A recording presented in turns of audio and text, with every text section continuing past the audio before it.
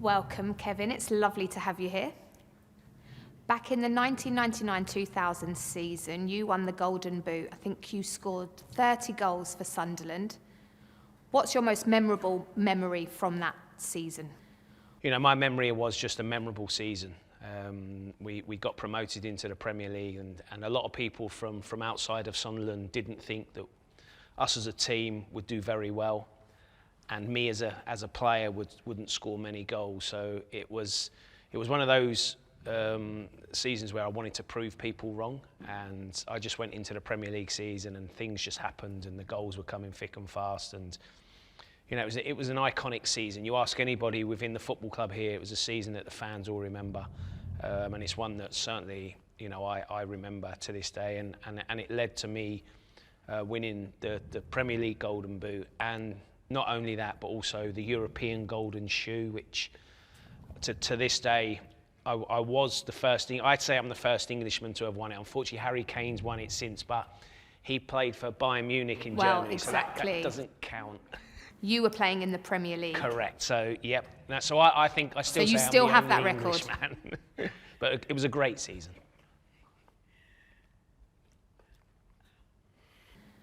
It's like absolutely incredible to go from being promoted into the Premier League with absolutely no fear. You take the stage in that platform of the Premier League, and you've got contemporaries like Alan Shearer, you know, just completely blow him aside to win the Golden Boot in that season.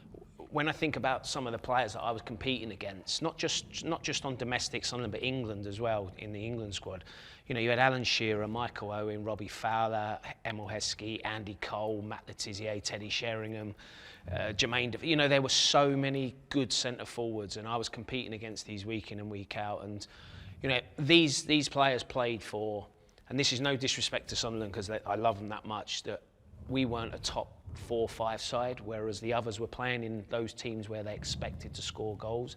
So I think the achievement for me personally was probably better than those, if I'm being honest, because we weren't expected to finish in the top end of the league, but we did. We finished 7th. So, you know, it was a great season in terms of just getting my first goal in the Premier League was huge, and then it just continued and flowed. And I have to say, and I give huge credit to the players I was playing alongside, because I couldn't score all those goals on my own. I needed my teammates alongside me to create me opportunities, and no more so than the famous Niall Quinn. Exactly. You had a great partnership on the pitch. What was it like off the pitch? Did you go out together? What was your relationship like?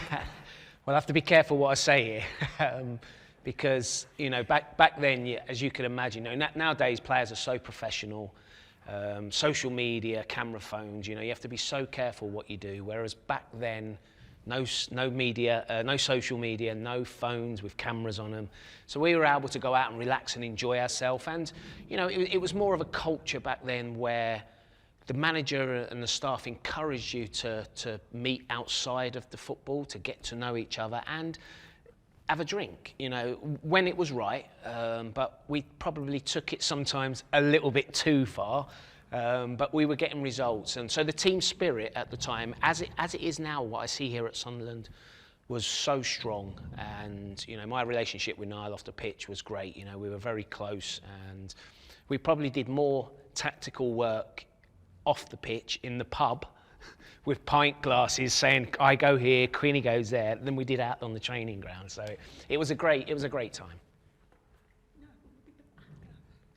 Yeah, you'll be the gin and tonic glass, and he'll be the pint glass, right? Yeah. Little and large. Steady on. I was the shot glass.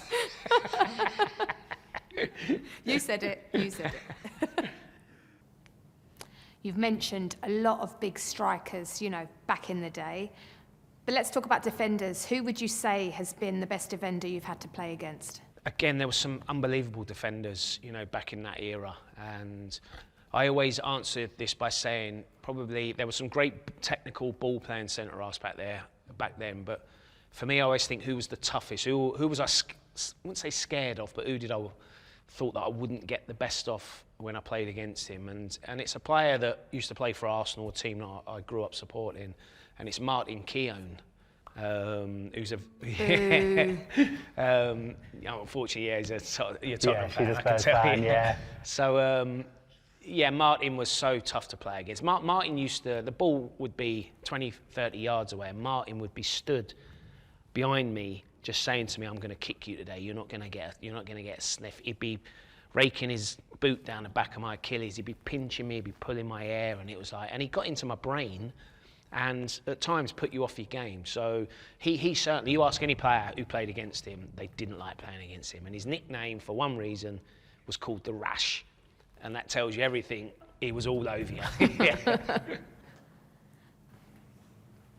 Yeah, Arsenal, really, that's them, isn't it? VAR, they would spot that now. You know, would Martin Keown be the same player now with VAR? It's a different era. It's no chance. There would be so many players, you know, that would struggle playing in today's game with VAR, and certainly Martin would be, and you know, and managers as well. You know, it's what got on the touchlines. So it's completely different game now. You know, I'm so glad we didn't have VAR. Well, at times I wish we had VAR back then, but it was a proper game, you know, back then. No VAR.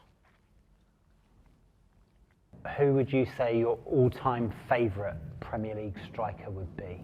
Oh, wow. That's an easy one for me, and you're not going to like it, unfortunately.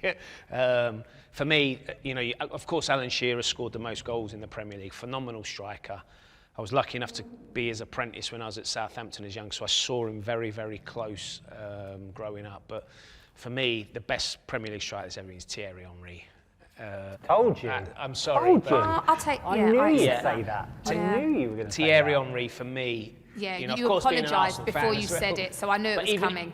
Even if I wasn't an Arsenal fan, I think, you know, there was a poll not so long ago, and he got voted as the best Premier League striker of all time. And what I liked about Thierry was he scored all types of different goals. You know, he could come in his own half, turn, take everyone on, and score.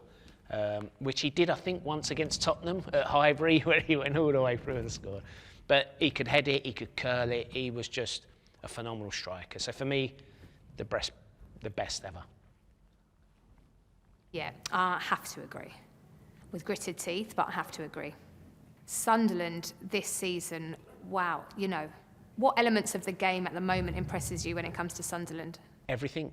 Everyone's trying to, and me so, you know, me too, because, you know, I do a lot of media work, so you have to analyse and you have to give an honest opinion.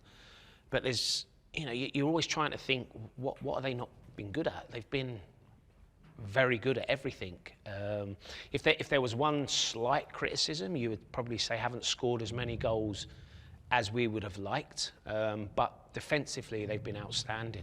I think, you know, after the promotion from last season, I personally did not think that the club would go out and spend the money they did, the way they did. So it really surprised me.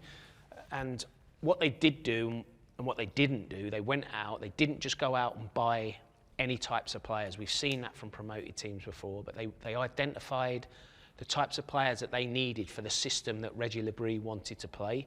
And for me, that's really clever recruitment. So you have to say that the recruitment at this football club for a while now has been outstanding. So, you know, they've pretty much built a whole new team, haven't they? Which is rare, and it's tough on the players that got them to the Premier League because they've just had to step aside and watch these players perform. But that's football, you know, it's competition.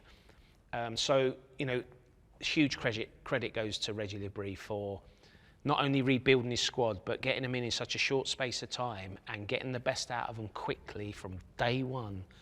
Just speaks volumes of the manager and the players that he brought in. So it's been an incredible season so far.